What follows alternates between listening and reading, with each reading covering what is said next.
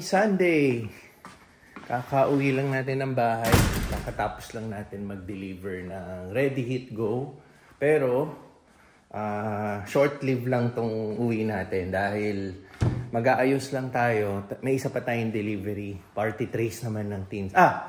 Pack lunch ng Tinsel Pan. So, sa ating client ulit na si Mitch ng San Pedro Spartans, yung team nila sa Junior MPBL, Parañaque naman tayo. So kanina, nasa Alabang tayo. Ngayon, refresh lang, Parañaque tayo.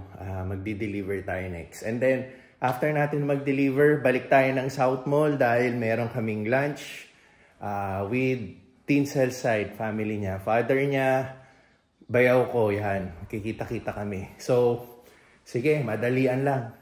Ito ang pack lunch na ihahatid natin. Pork picadillo. Diba? Sarap. Only from Tinsel Pan. So, deliver na natin to. Okay. May isa pa?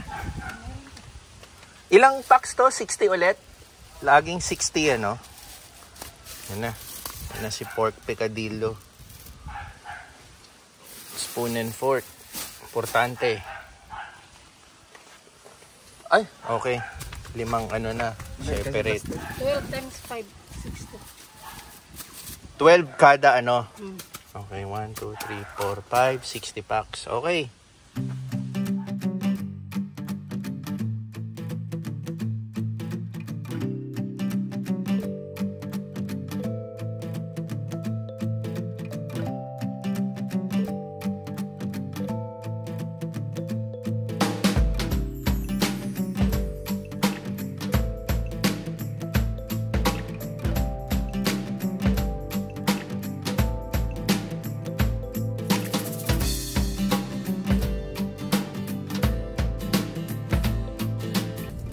Dito tayo ngayon sa sikat na dito sa South sikat kasi itong lugar na to, ang Aguirre Avenue dito sa loob ng United BF Homes International, yan, or dating BF Homes or BF Homes Parañaque or BF Parañaque, yan ang mga tawag dito. So nandito tayo sa Aguirre Avenue, nandito lahat. Yan, nakita nyo may McDonald's, may fast food, may simbahan dito, may Starbucks, may groceries, at ang pinupuntahan lalo na nung late 90s, early 2000s hanggang ngayon, mga bars, no? Mga bars and restaurants. Yan. So ito yung stretch ng Aguirre Avenue. So nasimulan natin kanina, susuyurin natin hanggang dulo. So dito ang ruta natin papunta sa ating i-deliver ngayon na pack lunch, no?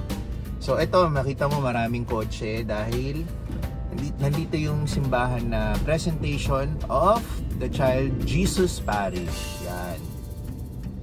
So itong stretch na to, ito na yung talagang pinupuntahan noon at hanggang ngayon. So sikat na sikat to. Syempre ang difference ngayon, medyo nagkikpit yung security. Kailangan mong mag-iwan ng mga identification. Unlike before, open to sa lahat, no? Kaya lalong nakilala to sa mga taga-North, yung mga taga-Quezon City, Makati. Dumadayo sila dito para dito sila gumimik at mag-night out. Yan. So, ganun din po tayo. Yung yung binata tayo, yung yung masigasig pa tayong sumama sa tropa at makipag-inuman. Yan, dito tayo madalas pumupunta. So yan, medyo traffic lang kasi Sunday po ngayon, no? Araw ng simba, kaya maraming mga kotse sa ganitong oras. Ang oras nga pala is 10 o'clock, 10:11. Yan. So yan, may makikita ka si Lola Nenas, si Shakey's. Yan, may mga bangko rin. So, parang itong Aguirre, naging na rin, no? Parang naging highway na rin ng Las Piñas / Parañaque. Ito kasi yung nagko-connect kay Las Piñas and Parañaque. Yan. May tagos kay Las Piñas, may tagos kay Parañaque. At may tagos din kay Alabang. Diba? Napakalaking village na to. Yun. So, natutour na, at least natutour ko kayo, no? Nakikita nyo yung ano. Tsaka sa mga tropa dyan, yung mga tropa ko sa US, si Magic sa New Zealand, Mac, Dubai, Sir Edwin, US, yan. Lahat sila nakapunta na rito at na-experience nilang dito mag night out, dito mag hangout, yan. So, marami na rin na bago. May mga bars dati na nagsara na, iba na ngayon. Hindi na rin tayo ganun ka-familiar kung anong mga sikat ngayon na bars dito, no? Kasi nga madalang na tayong pumunta rito. Yan. May mga video rin pala rito. Yan. So, ito habang tinatahak natin yung ano, makikita nyo.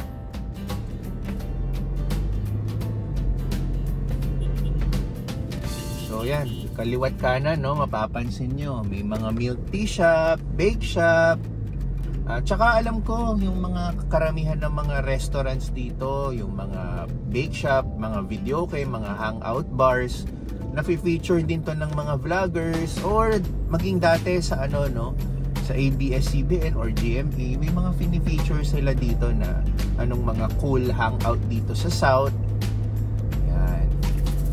Kaya again, isa to sa kilalang kilala when it comes to dito sa South, no? Itong BF Aguirre. Yan, pag sinabi mong BF Aguirre, nako, alam na gimikan yan. Diyan tayo gigimik, diyan tayo makikipag-meet with tropa, with jowa, yan. Tapos, ano pa ba?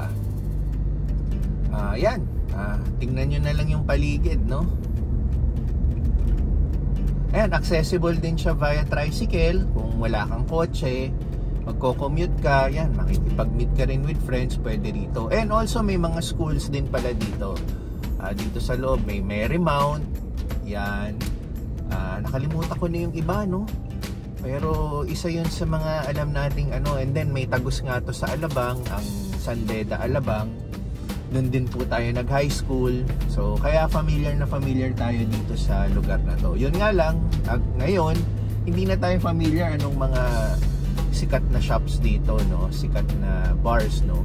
Dati kasi, kung alam nyo, Central. Pag sinabing Central, yan. Laia, yan. Ewan ko sa mga nakaka-relate dyan. Ayan ang mga pangalan ng mga bars. Central, Laia, Tides, yan. Rue Bourbon, alam ko Rue Bourbon hanggang ngayon meron dito. Tapos Mulligans, parang Irish pub yun. May mga billiards yun. Pinupuntahan din namin yun. Etong kantong ito, kung nakikita nyo, si Tarlac Rice, napakatagal na ho yan. Early 2000s pa yan, nakikita na natin. Si Tarlac Rice. So, yun. Ano rin, no? Parang trip to memory lane din ako pag napapadaan ako dito. Kasi talagang napakadalang ko na pumunta rito para mag-hangout. Pumupunta lang po ako dito. Ang last na punta ko rito is yung nagbakasyon po yung kaibigan ko galing US, si Sir Edwin. Dito kami nag-hangout. Parang ano na rin, no? Ayun nga, no? Parang trip down memory lane, no? Ini-enjoy namin yung dati, no? Yung surroundings dati. Pero syempre, yun nga, marami nang nabago. So, ayun.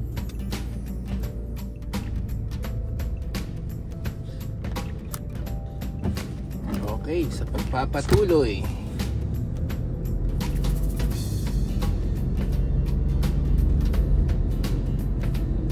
Ayan, ito palang Dali. Wala na, no? Ayan yung dating Mulligans. Yan. Sorry, naputol yung video natin. Pero ito pa rin yung kahabaan ni Aguirre. So, hindi ko sure, no? Hindi ko na-review yung video kung saan naputol. Nadaanan natin si Goto Tendon. Tapos yung sinasabi kong Mulligans, nadaanan natin. Wala na, Dali shop na. Pero dito, etong titignan nyo sa kanan nyo, may Mulligans. Yan. Open pa rin. Marami kasing branches si Mulligans dito sa stretch ni Aguirre before. So, dito, marami pang mga kainan dito. Tapos, alam ko, eskwelahan to dating nasa left ko. Dito naman, pag nag-turn right ka, ano dito, matutumbok mo na yung Alabang Hills Village. Nasa Alabang, Muntinlupa ka na. Diyan mo makikita yung high school ko, San Beda, Alabang. Yan. So, itong last stoplight na to, yung stretch na to, ito na yung huling stretch ng Aguirre Avenue. Lalabas na tayo. So, ito, naging Shell Helix. Parang talyer na siya, no? Parang kasa type na ano. May Takoyodon din pala dito sa kanto. Ito nga palang Takoyodon dito, company owned to, hindi to franchise. Ang may-ari po nito is yung talagang may-ari ng Takoyodon. So, ayan. May mga intersection at stoplight na rito talaga sa village na to kasi nga marami na talagang dumadaan yung kotse dito. Yung volume ng kotse from Las Piñas, from Parañaque, from Alabang, yung mga taga dito, dito na dumadaan talaga. Pero yung sticker nga pala rito, kung gusto mong mag-avail, una alam ko, dapat may endorsement ng resident dito, tapos i-issuean ka ng non-resident sticker. Hindi ko alam kung tama yung pagkakaalam kong information. 2,500 pesos yung value ng non-resident sticker. Yun na yun yung value ngayon, napakamahal, no? Kaya kung hindi ka naman talaga araw-araw dito dumadaan, hindi mo to utilize, hindi rin advisable na kumuha ka. Pero kung dito mo na ginagamit ng village na to para lumusot sa Parañaque, sa Alabang, sa Las Piñas, sobrang useful ng 2,500 na na non-resident sticker kasi maraming traffic na malalaktawan mo. Ayan. So ito na yung sinasabi kong last stretch ng Aguirre Avenue. Ayan. Ito na yung guardhouse sa harap natin. Dito na matatapos ang Aguirre Avenue. So tuloy-tuloy lang natin. And then, ito namang paglagpas natin, hindi pa matatapos dito yung mga puntahan ng mga tao kasi naalala ko dati, sikat tong tawag na to, tinatawag to na ruins. Yan, nandito yung parang mga tiyangge, yung mga class A na gamit, yung mga counterfeit na gamit, yung mga sapatos, shorts, t-shirts, yan. Tapos ito, may Jollibee. I don't know kung may Tropical Hut pa rin. Oh, may Tropical Hut pa rin. Kung alam niyo yung Tropical Hut, yan, meron pa rin. Nandito sa kaliwa natin. Pakita natin. Yan. Napakatagal na hunong Tropical Hut na yan. Buhay na buhay pa rin. Yan. So, balik natin. So, sa pagpapatuloy, dito rin po, lagpula na ho tayo sa Aguirre. Tinutuloy ko na lang yung video na to para may idea rin po kayo. So, dito rin yung kilalang exclusive, ewan ko exclusive o high-end na village, ang Tahanan Village. Nandito rin po sa area na to. And marami pa pong mga kainan dito. Tulad nyan, may McDonald's ulit, nadaanan na yata natin si KFC, tapos may Pure Gold. Yan, may mga bangko pa rin. So, bago ka, kung dito ka manggagaling, bago ka pumasok ng Aguirre Avenue, dito pa lang marami ka ng mapupuntahan. Yan, iba't ibang mga establishments, iba't ibang mga industries natin, no? Banking industries, food industries, leisure, yan. Even yung mga yan, automotive, may mga nagbebenta rin ng mga second hand dito. Dito rin nakabase yung mga second hand cars. Yung iba, mga luxury pa nga sa pagkakaalam ko, no? So, ayun. Anyway, malapit na rin tayo sa destination natin. Ito na yung katapusan ng pagpapakita ko sa inyo sa Aguirre Avenue. Katulad na ito na yung sa right side natin, Tahanan Village. Yan. Kilalang village po yan dito sa south, lalo na pag nandito ka sa bandang Aguirre.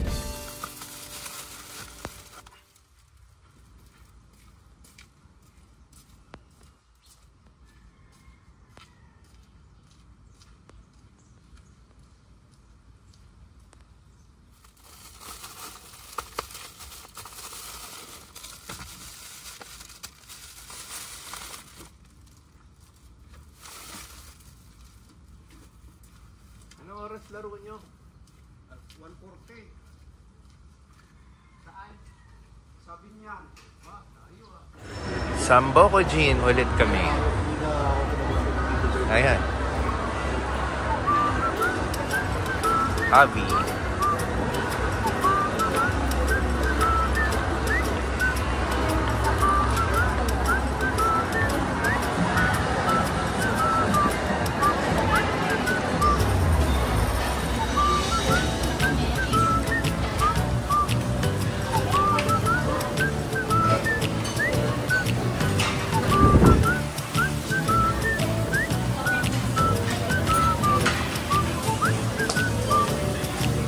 Hi.